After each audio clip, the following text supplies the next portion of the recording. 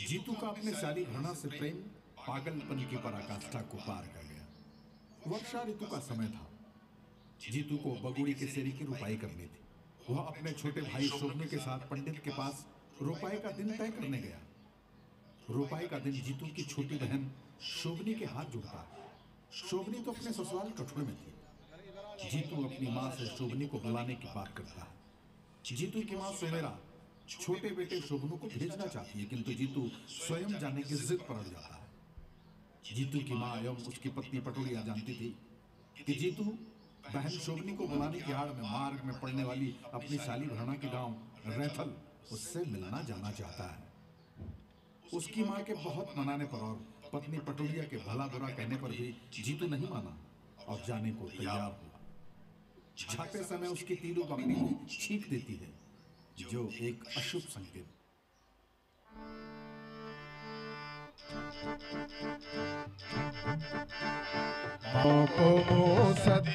जीतू मारे जमा को जीतू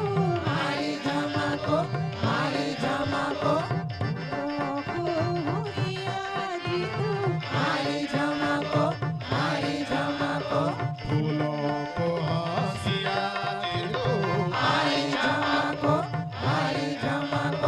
शाही बागा जीतू मारे जमा को कुटुंब मेहमाना हुए मारे जमा को बांसुरी को बजैया जीतू मारे जमा को घोड़ों को उड़ैया जीतू मारे जमा को होगा पिया सारे जीतू मारे जमा को खोपड़ी का दिन जीतू मारे जमा को जीतू बगड़ाल जीतू मारे जमा को माधो जीतू मारे जमा को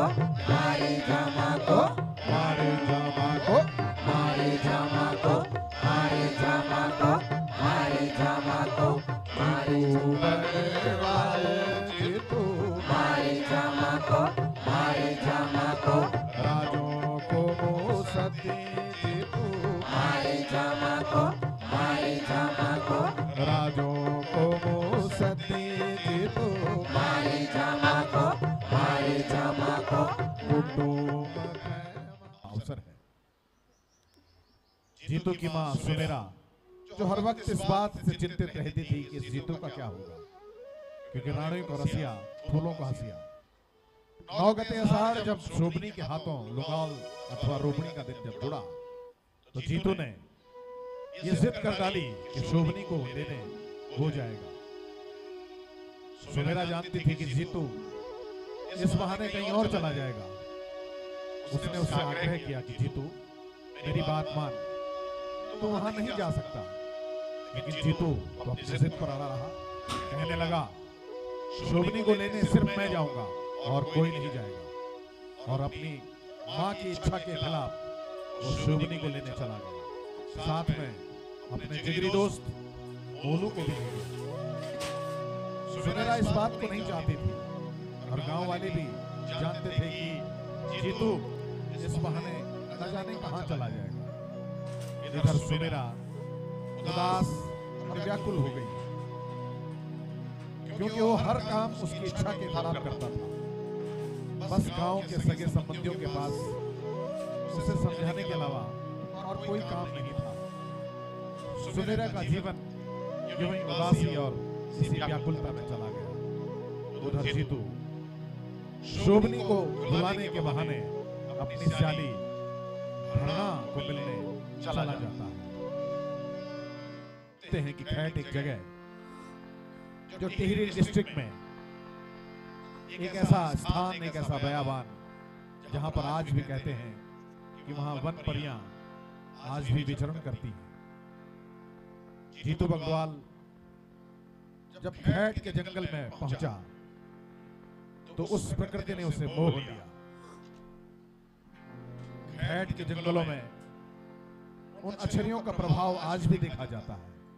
मोलू और जीतू जब खैट के जंगल में पहुंचे तो वहां देखा बहुत रमणीक स्थान खैट के इन जंगलों में, और प्रकृति के बीच अपने चित्त को मोह लेने वाली ये सुंदरता जीतू को अंदर तक भा गई।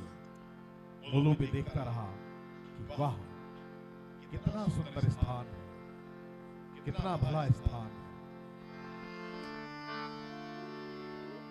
इधर अचानक जीतू को न जाने क्या हुआ, खैट की इस सुंदरता को देखते हुए जीतू अपने दोस्त मोलू से कहने लगा, मोलू तुम एक काम करो, मुझे इस जगह पर अकेला छोड़ दो, मैं यहाँ अकेला कुछ देर रहना चाहता हूँ और तुम घर वापस लौट जाओ। इस बात को सुनकर के मोलू बहुत उदास हुआ, बहुत घबराया और सोचने लगा कि इस जंगल में अपने मित्र जीतू को कैसे छोड़ सकता हूँ। बोलने लगा कि जीतू तुम इस जंगल में अकेले नहीं रह सकते हो, ये भयानक जंगल है, यहाँ कुछ भी हो सकता है। लेकिन जीतू अपनी बात पर जब अड़ जाता था तो अड़ जाता था, और मोलू को डांटते हुए कहा, जा तू फौरन घर चला जा, मुझे इस जगह पर अकेले रहना है। न चाहते हुए भी मोलू जीतू को गले लगाते हुए वापस घर चला गया। उदास और निराश मन से सोचने लगा कि अपने मित्र को यहाँ कैसे छोड़ जाएगा, लेकिन वो चला गया।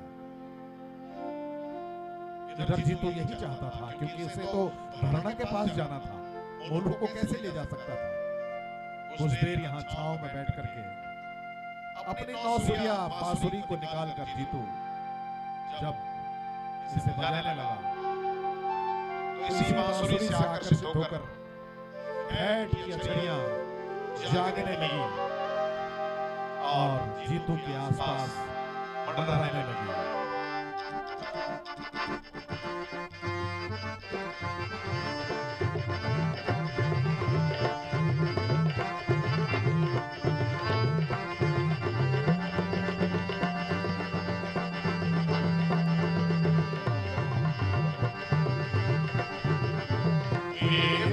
बैठी कंदूड़ भीतर,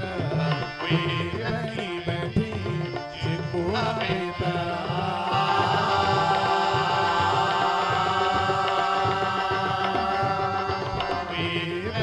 बैठी चिकुड़ी भीतर, बैठी कंदूड़ी भीतर।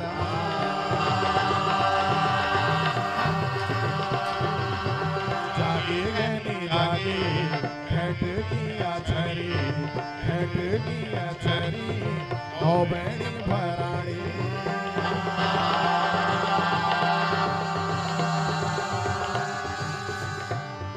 नौ बैणी अछरियां जीतू के कोई कानों में बैठ गई, कोई जिपड़े में बैठ गई, कोई पांव में बैठ गई, कोई हाथों में बैठ गई। ऐसी लोक कथा में कहा जाता है। अछरियां कहने लगे, जीतू तुम बहुत भूल से इस जगह पर आ गए हो, और इस जगह पर जो भी आदमी आया है उसे हमने छोड़ा नहीं है। अब तुम्हें हमारे साथ सशरीर स्वर्ग जाना पड़ेगा। इस बात को सुनकर के जीतू बहुत घबराया, बहुत उदास हुआ, सोचने लगा ये क्या हो गया, मैं कहां जा रहा था और ये मैं कहां आ गया। अछरियों से कहने लगा, सुनो अछरियों, मैं तो आज अपनी बहन शोभनी को लेने जा रहा हूं। अगर आज मुझे तुम अपने साथ ले गई तो मुझे ये समय माफ नहीं करेगा, मुझे 4 दिन की मोहलत और दे दो। आज 6 गते आषाढ़ है, 9 गते आषाढ़ मेरे रोपड़ी के सेरे में तुम आ जाना, और तुम चाहो तो वहां से मुझे ले जाना। इस बात का बाह वचन लेते हुए अछरियां कहने लगी, सुनो जीतू, हम ठीक 9 गते आषाढ़ तुम्हारे बगुड़ी के सेरे में आकर के तुम्हें हर लेंगे, क्योंकि तुम्हारा अब ये बाह वचन हो गया। और यही बात, इसी वादे के साथ अछरियां वापस चली गई, लेकिन वो भूली नहीं कि जीतू को उन्हें ले जाना है। वे बैणी बैठे कंदूड़ी भीतर, वे बैणी बैठे चिकुड़ी भीतर।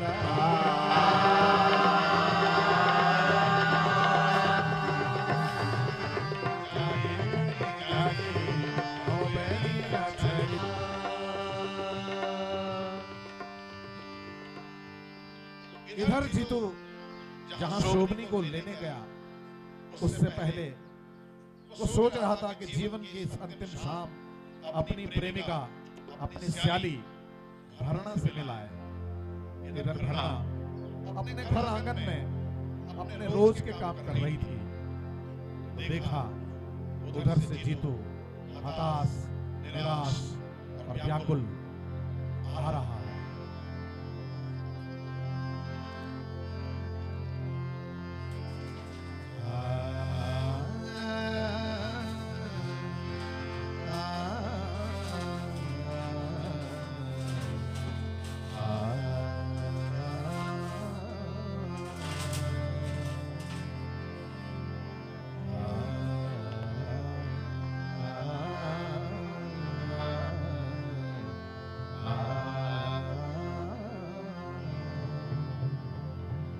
ने जब अचानक जीतू को देखा तो बदहवास उसे इस अवस्था में देखकर वो बहुत परेशान हो गई। पूछने लगी, जीतू आज तुम इस अवस्था में?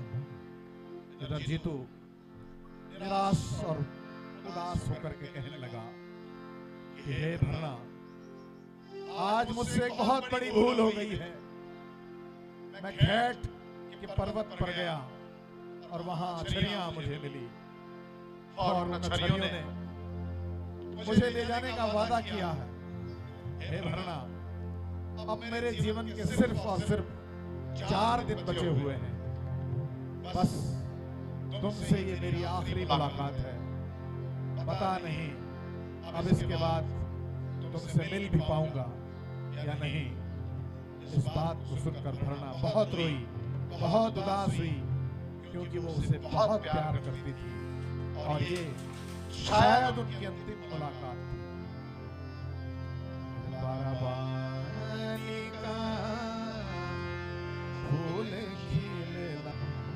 आखिर 9 गते आषाढ़ का वो दिन आया जब बगुड़ी के सिरे में रोपणी का दिन हुआ, शोभनी के हाथों लुंगाल का दिन हुआ। इधर भरणा भी आखिरी मुलाकात के लिए इस सिरे में आ गई।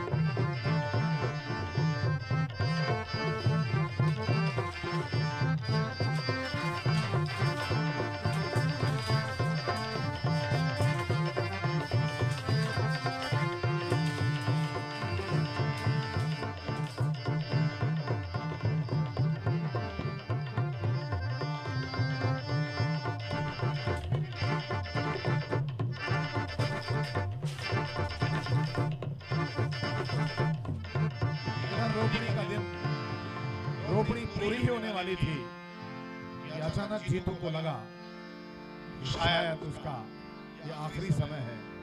वही अछरियां जो घेट पर्वत से बाहावचन करके चली गई थी इस सिरे में आ गई और कहा जाता कि जीतू अपने दोनों बैल धौला और मौला के साथ जमीन में समा गया। उधर गांव के लोग, जिसमें सुमेरा भी थी और मोलू भी था, जैसे ही अछरियां आई दोनों मूर्छित होकर के गिर पड़े और जीतू अपने इसी रूप में स्वर्ग को समा गया। यही जीतू की काल्पनिक कहानी है।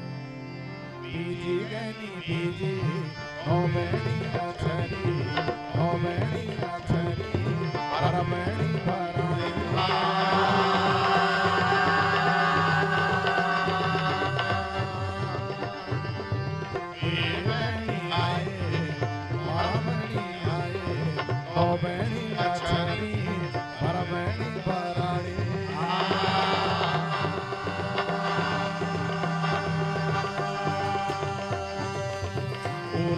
Sahil, Bholan lege, Purya